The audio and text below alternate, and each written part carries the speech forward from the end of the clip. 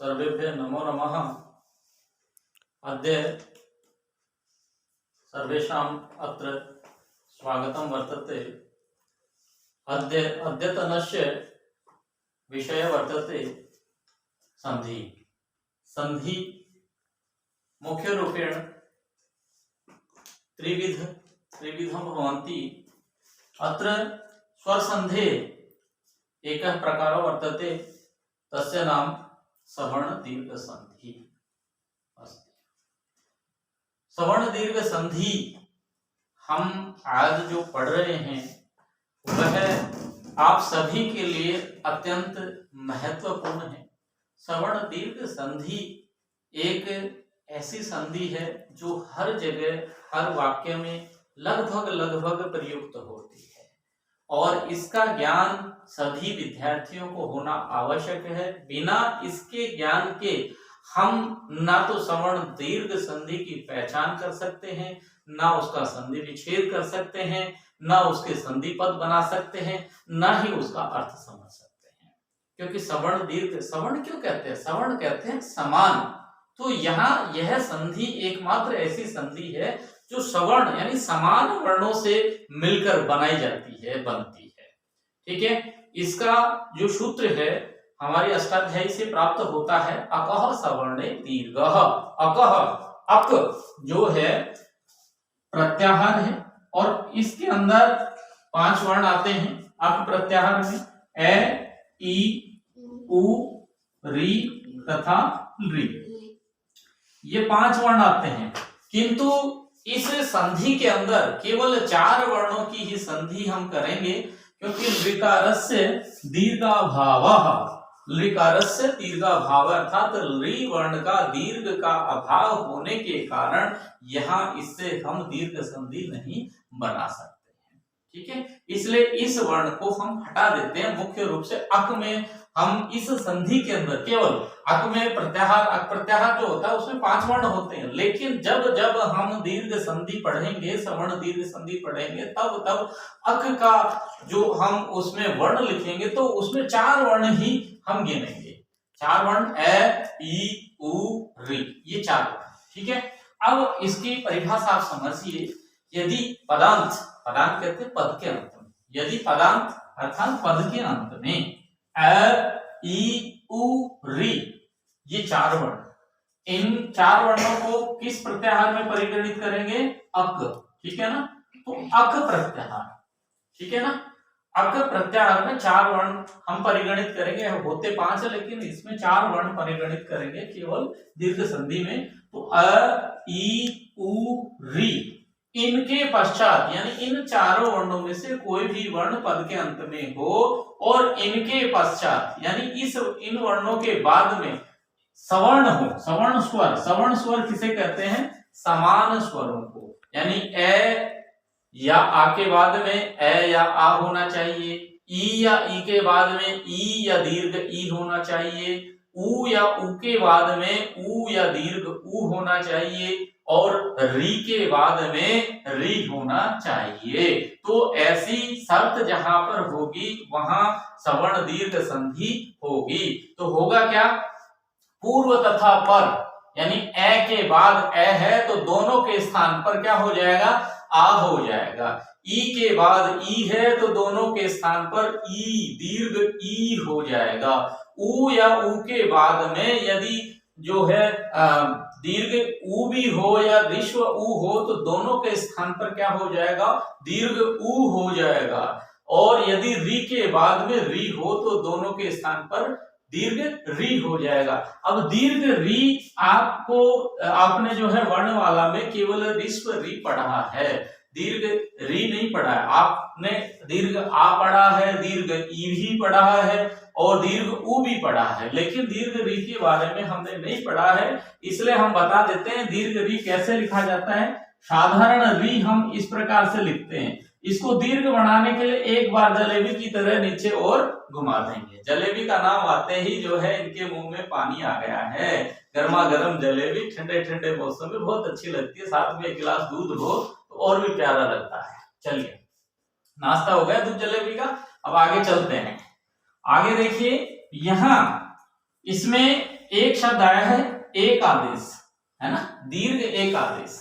दीर्घ एक आदेश किसे कहते हैं? दीर्घ तो बड़ा हो जाएगा, यानी ए का बड़ा क्या होगा? आ, ई का बड़ा बड़ी ई, और री जो ऊ का जो दीर्घ है वो क्या हो जाएगा? ऊ हो जाएगा दीर्घ वाला, और री हो जाएगा। ठीक है, तो यहाँ ध्यान देना है आपको। एक आदेश क्या होगा? दोनों के स्थान पर एक ही वर्ण होना, वो क्या कहलाता है? एक आदेश कहलाता है। उदाहरण जैसे मैंने यहाँ लिख भी दिया है, इसको अलग अलग प्रकार से हमने लिख दिया है। तो उसमें देखिए ए या आ के बाद में क्या होना चाहिए? ए या आ होना चाहिए। तो इस कंडीशन के अनुसार यहाँ ये सवर्ण है, सवर्ण होने के कारण यहाँ सवर्ण दीर्घ संधि हो जाएगी, और सवर्ण दीर्घ आदेश क्या हो जाएगा? एक ही आदेश, एक ही दीर्घ आदेश आ हो जाएगा। ऐसे ई और दीर्घ ई, ऋस्व ई, इसके बाद में ऋस्व ई या दीर्घ ई हो तो दोनों के स्थान पर दीर्घ ई हो जाएगा। दीर्घ ऊ हो तो इन दोनों के स्थान पर, यानी पूर्व तथा पर के स्थान पर दीर्घ ऊ एक आदेश हो जाएगा। ऐसे री के पश्चात यदि री हो तो यहाँ दोनों के स्थान पर री, दीर्घ री एक आदेश हो जाएगा। ठीक है, परिभाषा समझ में आ गई। इसके बाद हम चलते हैं उदाहरणों में। उदाहरण यहाँ आपके लिए बहुत ही अच्छे उदाहरण पेश किए हैं, सरल से सरल उदाहरण, ताकि आप समझ सकें। ठीक है, तो यहाँ देखिए हिम प्लस आलय, हिम प्लस आलय। हिम के अंदर मैं में स्थित ए है, और आ के अंदर क्या है? आ, तो ए जमा आ बराबर क्या हो जाएगा? दीर्घ आ हो जाएगा। तो क्या बन जाएगा? हिमालय। क्या बनेगा? हिमालय। फिर विद्या जमा आलय, तो क्या बनेगा? विद्यालय। फिर तथा जमा अपि, तो क्या बन जाएगा? तथापि। ठीक है, शिष्ट जमा आचारः, क्या बनेगा? शिष्टाचारः। गिरि जमा ईशः, क्या बनेगा? गिरीशः। ठीक है, श्री प्लस ईशः क्या बनेगा? श्रीशः। इति प्लस इदम क्या बनेगा? इतीदम। पठति प्लस इदम पठतीदम, बड़ी ई हो जाएगी। ठीक है, ऐसे गुरु जमा उपदेशः क्या बनेगा? गुरुपदेश, दीर्घ उ हो जाएगा रे के अंदर। फिर भानु जमा उदयः क्या बनेगा? भानुदयः। ठीक है, ऐसे लघु जमा उर्मिः क्या बनेगा? लघुर्मिः। ठीक है, ऐसे मातृ जमा ऋणम, अगर यहाँ री के बाद री है, मातृ में त्री के अंदर री और ऋणम का री दोनों मिलकर के दीर्घ री हो जाएगा, तो मातृणम।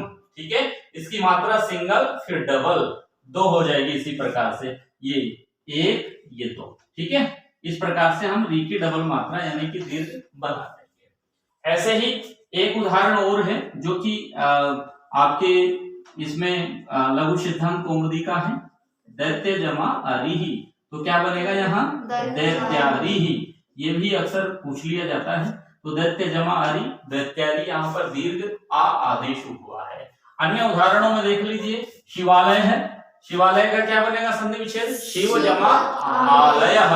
ठीक है, देवालय देव जमा आलयः। रामावतार में राम जमा अवतारः। विद्यार्थी विद्या जमा अर्थी। छात्रावास है छात्र जमा आवासः। लाभार्थी लाभ जमा अर्थी। भ्रातृणम भ्रातृ जमा ऋणम। पितृणम पितृ जमा ऋणम। नदीशः नदी जमा ईशः। कपीशः कपि जमा ईशः। इस प्रकार से ये आपकी सवर्ण दीर्घ संधि संपन्न होती है, और मुझे लगता है कि आपके जेहन में ये सारी बातें आ गई होंगी, समझ में आ गई होगी। ठीक है ना, समझ गए ना? किसी को कोई डाउट हो, संदेह हो तो पूछ सकते हैं। फिर से मैं इसकी व्याख्या कर देता हूं। अकः सवर्णे दीर्घः, ये सूत्र है। अकः यानी ए ई उ री, ये चार वर्ण अक से आ जाए। सवर्णे ये सप्तमी विभक्ति एकवचन है, यानी सवर्ण समान वर्ण परे होने पर, यानी समान स्वर परे होने पर, अक के पश्चात समान स्वर परे होने पर दोनों के स्थान पर, पूर्व तथा पर के स्थान पर दीर्घ एक आदेश हो जाता है। जैसे ए जमा ए, दोनों के स्थान पर दीर्घ एक आदेश क्या हो जाएगा आ, ई जमा ई दोनों के स्थान पर दीर्घ ई, उ जमा उ दोनों के स्थान पर दीर्घ उ, री जमा री दोनों के स्थान पर दीर्घ री आदेश हो जाएगा। ठीक है, तो यह अकर सवर्ण दीर्घ से सवर्ण दीर्घ संधि संपन्न होती है और मुझे उम्मीद है कि आप लोगों को ये अच्छे से समझ में आ गई होगी। और यदि अगर कोई आपको त्रुटिवश कुछ समझ में नहीं आया हो तो आप मुझे कमेंट करके बता सकते हैं, और समझ में आ गया हो तो आप जो है इसको लाइक करेंगे, इसको जो है शेयर करेंगे और सब्सक्राइब करेंगे। ठीक है, धन्यवाद।